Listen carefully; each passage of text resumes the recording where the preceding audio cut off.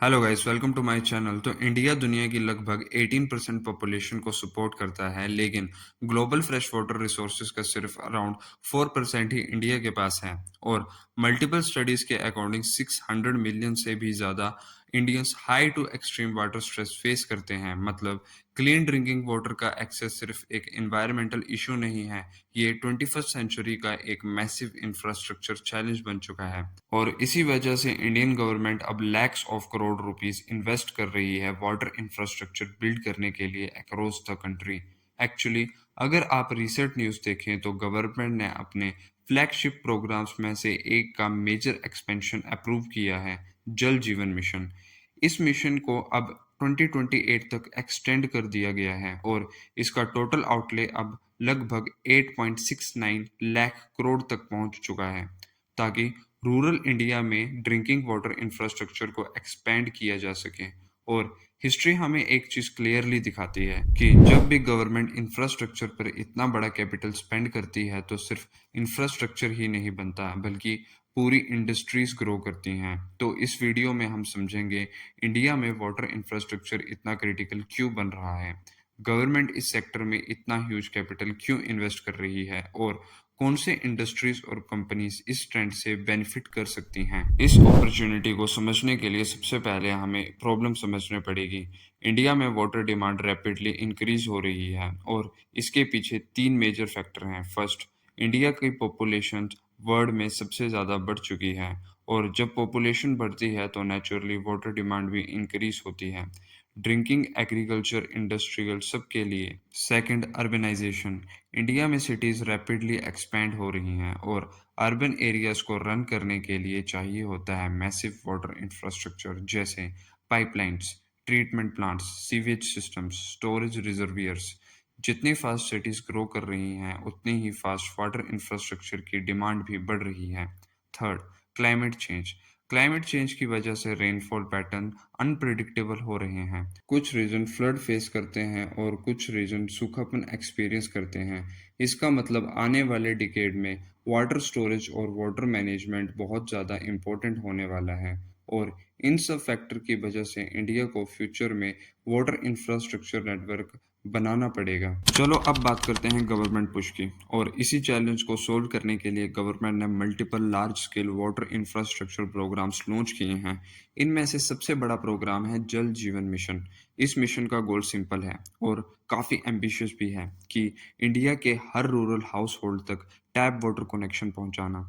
2019 में लॉन्च होने के बाद से ही ये प्रोग्राम ऑलरेडी 15 करोड़ से ज़्यादा रूरल हाउस होल्ड्स को टैप वाटर से कनेक्ट कर चुका है, लेकिन रिसेंटली गवर्नमेंट ने डिसाइड किया है कि इस मिशन को 2028 तक एक्सटेंड किया जाएगा। और यहाँ पर इन्वेस्टमेंट का स्केल बहुत बड़ा है। इस मिशन का टोटल फाइनेंशियल आउटले अब 8.69 लाख करोड़ तक पहुंच चुका है, और इसमें से सेंट्रल गवर्नमेंट का कंट्रीब्यूशन अलोन लगभग 3.9 लाख करोड़ है। सिर्फ इतना ही नहीं, यूनियन बजट 2026 में भी गवर्नमेंट ने लगभग 67,000 प्लस करोड़ की allocation दी है जल जीवन मिशन के लिए आने वाले फाइनेंशियल ईयर्स के लिए।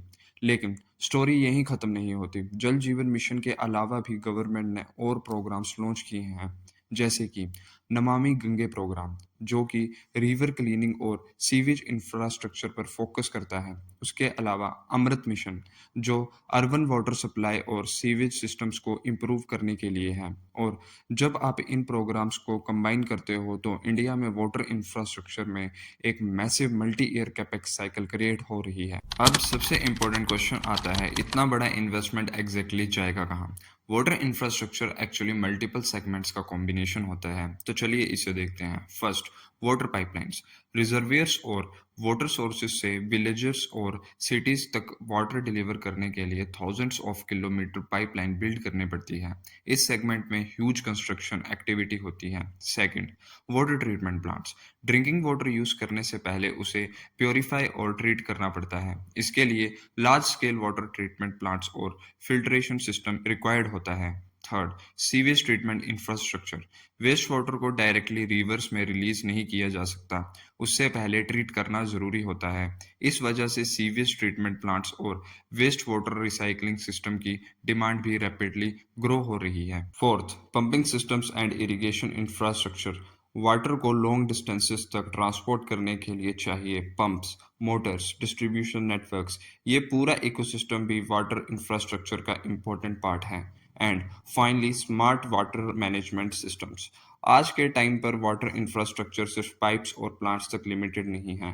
अब टेक्नोलॉजीज यूज हो रही हैं जैसे कि digital monitoring systems, leak detection technology और वाटर एफिशिएंसी सॉल्यूशंस जो पूरे वाटर नेटवर्क को स्मार्ट और एफिशिएंट बनाती हैं। और ये सब सेगमेंट मिलाकर क्रिएट करते हैं इंडिया का complete water infrastructure ecosystem.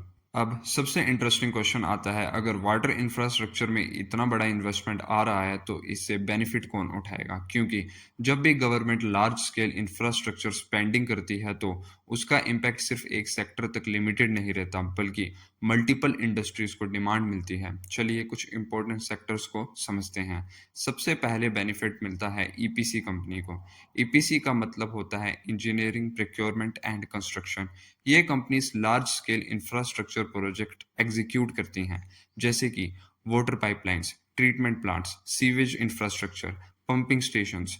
Government जब भी न्यू टेंडर रिलीज करती है तो यही कंपनीज उन प्रोजेक्ट को डिजाइन, बिल्ड एंड कमीशन करती है। इसलिए वाटर इंफ्रास्ट्रक्चर स्पेंडिंग का डायरेक्ट बेनिफिट इन कंपनीज को मिलता है।